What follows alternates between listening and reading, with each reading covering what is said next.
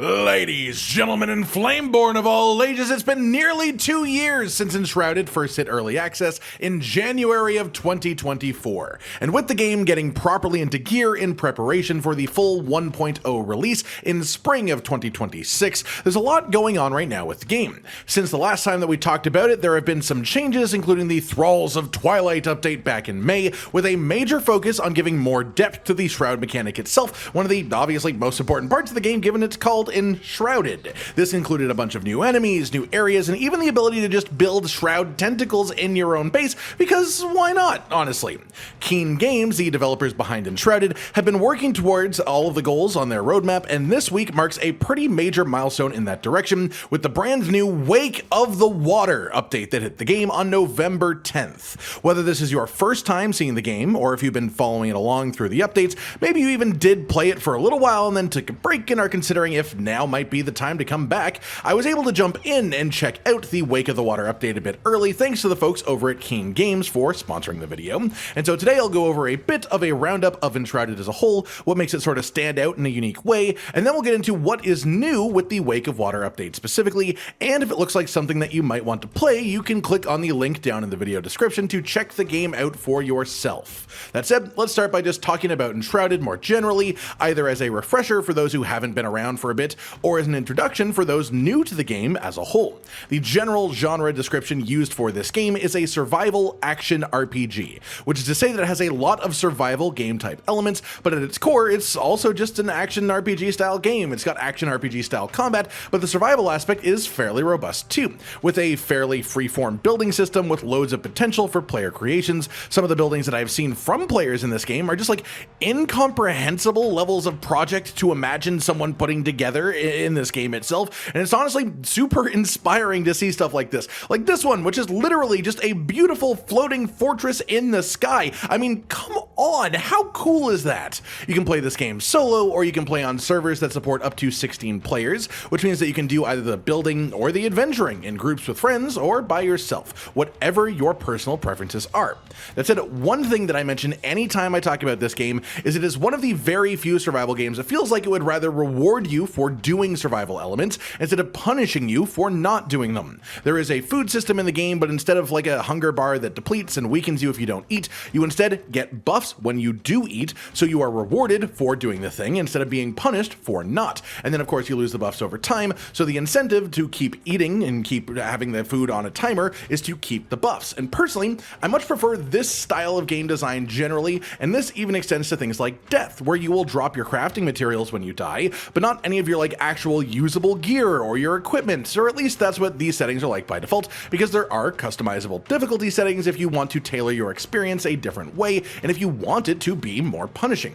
That said, there's a pretty massive amount of content in the game as of this moment. They have been really treating early access properly the way that it's supposed to be and adding tons of stuff while using feedback from the players in the community to shape what they make moving forwards and how they choose to implement it. The most recent update, the reason that we're here today, is called the Wake of the Water, and this is mostly about one big main thing, which is of course water itself and the addition of a functional water mechanic to the game, which is a brand new thing for Enshrouded. They've really just sort of dived right into the deep end with this. There's a new heavily water-based biome called the Veilwater Basin, and it is just like very swamp-like. There's lakes, there's fishing villages, there's ancient ruins around the place, and of course there is a bit of shrouded areas too. It's very cool aesthetically speaking, but it's worth noting that you don't need to go to this biome to interact with water, because of course this affects the whole game from the top down, because they have built a whole system around the water, so of course anywhere with water in the game can be interacted with in this way. And even at a base level, this increases the immersion a pretty noticeable amount. You may underestimate the amount of extra space that is unlocked by being able to traverse water, but of course it's basically like a whole other plane of verticality. This is all sort of anchored, pun not intended, in that brand new biome. The water areas in themselves look beautiful too, just literally the water itself, as I am a sucker for good water visuals in games, and this game takes it even further by having the water fully baked into the building system and the physics engine, which lets you do things like create caves and just straight pickaxe your way into a lake, which will then fill the cave with water, which then displaces some of the water that was in the lake, and all of that is just really cool to me. It's awesome. Along with this, just as you could build on land, of course, you can build while you're underwater. And while some aspects of this are a little bit tougher to navigate than they are on land, it's functionally very similar. You You even have like an underwater mining tool to sort of change the shape of things down there and sort of terraform a little bit. And not only are there drains that are constructible items that you can put into a submerged building to straight up remove the water from it, and this can absolutely do the job if you place enough drains in the right places. There is also just a function at the flame altar that will let you remove all water within the build radius to basically undrown any submerged structures as long as they have some sort of wall or roof stopping more water from coming in after you've deleted it. Not to mention that this comes along with a bunch of new building materials too, like bamboo building materials and new drak temple type aesthetic building materials as well, which feel honestly perfect for underwater buildings. One extra note that I want to make here too is that there is a water pump tool that lets you literally collect water into the pump, store the water in the pump as you move around, and then you can just unleash the water. You can just spray it into the wind wherever you want. You can use this to essentially like create watery areas wherever you want them. You can make like ponds, you can put water inside of your bases, inside of your buildings, either for aesthetic purposes or for just like the pure function of being able to use water as a pseudo replacement for a ladder or something like that. There's a lot of potential with water-based building. Aside from the building system itself, there is underwater exploration. You can dive under the surface and swim around as much as you want, limited mostly by your oxygen, and you can even find things like these little shipwrecks full of valuables to mine up with your underwater mining tool. These are a source of gold coins and pearls, and as you dig through all the little valuables, you can even find full-on chests full of goodies, and this just feels awesome to me. I love underwater exploration like this. It adds a whole extra layer to the game, specifically a vertical one. Adding on to this, mechanically speaking, there's also fishing as a result of this water update, and I mentioned that swimming is mostly limited by oxygen, but food can give you bonus oxygen, with one of the best reliable food sources for this being fish, which you can get from fishing itself, which is a brand new activity that fits perfectly in with the water-focused update that we have here.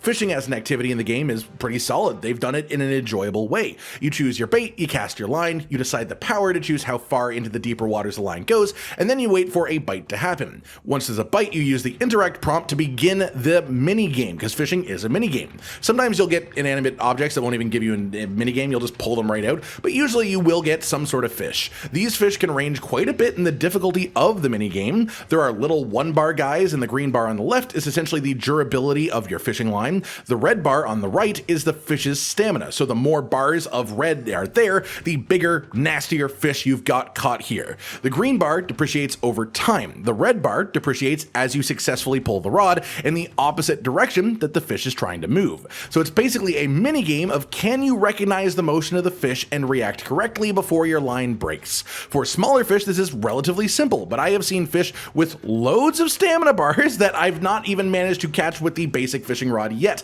but that's why there are better fishing rods, and it shows that they've really put some effort not only into making a fishing system in general, but a fishing system that can progress and get more involved as you get further and further into the game itself. On the note of progressing through the game then, combat has been overhauled in general, including changes to buffs, changes to regeneration, as well as just a full balance pass on all the equipment to make it match some of the new mechanics and options, as now we have full-on greatswords as a weapon.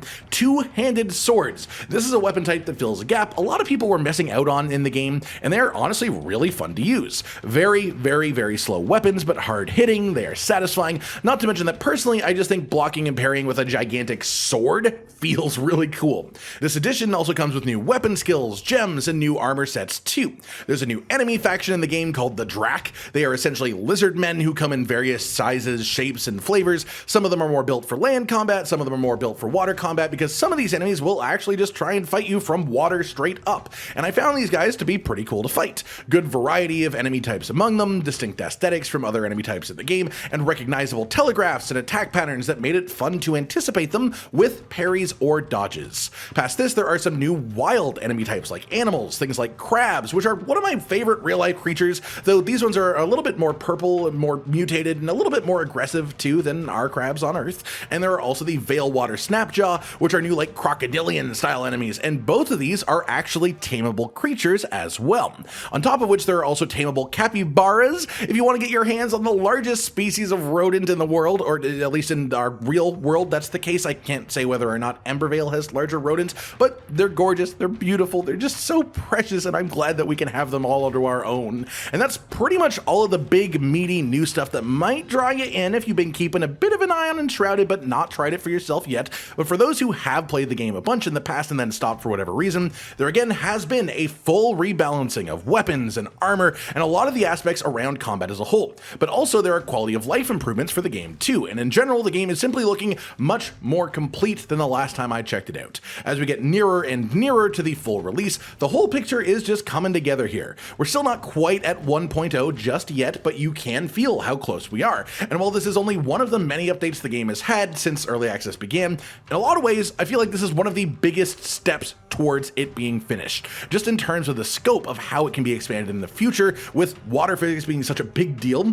or even just how it can be messed with by the players now that it's a thing in the game. Even just the room and space for creativity from players to now be able to build bases underwater, or to utilize water in their bases on land even as well, to utilize these new areas, these new functions, and even just the ability to place water inside of places that you want it to be. Like, you can make functional fountains, you can have a pool in your house, and those are just the two most basic things that my mind came up with, and I'm not even what I would consider to be a particularly imaginative base creator. So I'm genuinely quite excited to see what people come up with once the community has had their hands on it for a bit longer.